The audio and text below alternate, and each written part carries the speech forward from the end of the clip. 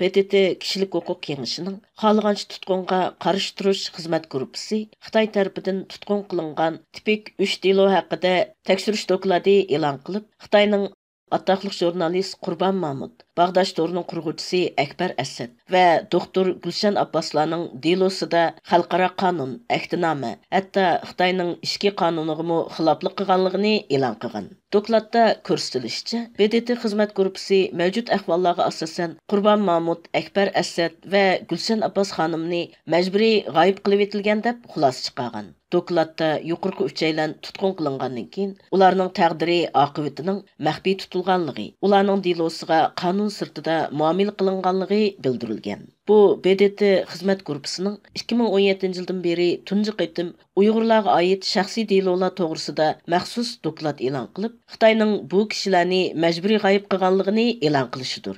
Ataqlıq jurnalist Şinjan Madaniyati jurnalining sobiq bosh muharriri Qurban Mahmud 2017 yilning boshlarida tutqun qilinib, iz-deraksiz g'oyib bo'lgan. Radiomiz o'tgan yili uning siyosiy jinoyat bilan 15 yil kesilganligini dalillagan. Akbar Asadning 2016 yili tutqun qilinib, 15 yillik kesilganligi, doktor Gulshan Abbasning 2018 yili tutqun qilinib, 2020 yili 20 yillik kesilganligi ma'lum bo'lgan.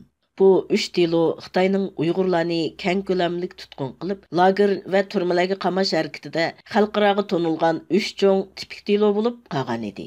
Dokladda ko'rsatilishicha, BDT xizmat gruppasi Xitoy hukumatining Uyg'ur rayonidagi tutqunlarga oid andishalariga javob berishda ijobiy hamkorlashmaganligi, o'zlarining buningdan afsuslanganligi bildirilgan. Dokladda Xitoyning bu delolarda xalqaro universal kishilik huquq ahdnomasining 3, 6, 9 moddalariga xiloflik qilganligi ta'kidlangan. Dokladda mundaq deyilgan: Xizmat gruppasi Qurban Mahmud apandi, Akbar Asad apandi va Gulshan Abbas xonimning tutqun qilinishining qonuniy asosi yo'qligi, universal kishilik huquq ahdnomasining 3 va 9 moddalariga xiloflik qilganligini bayqadi. Xizmat gruppasi yana Qurban Mahmud, Akbar Asad va Gulshan Abbas xonimning majburiy g'oyib qilinishi, ularni qonunning qo'g'dash sirtida qoldirib, universal kishilik huquq ahdnomasining 6 moddasiga xiloflik qildi deb qaraydi. Dokladda qayd qilinishicha, bu kishilarning tutqun qilinishi ahdnomining 1-moddasiga asosan majburiy g'oyib qilib etishga kirdi ekan.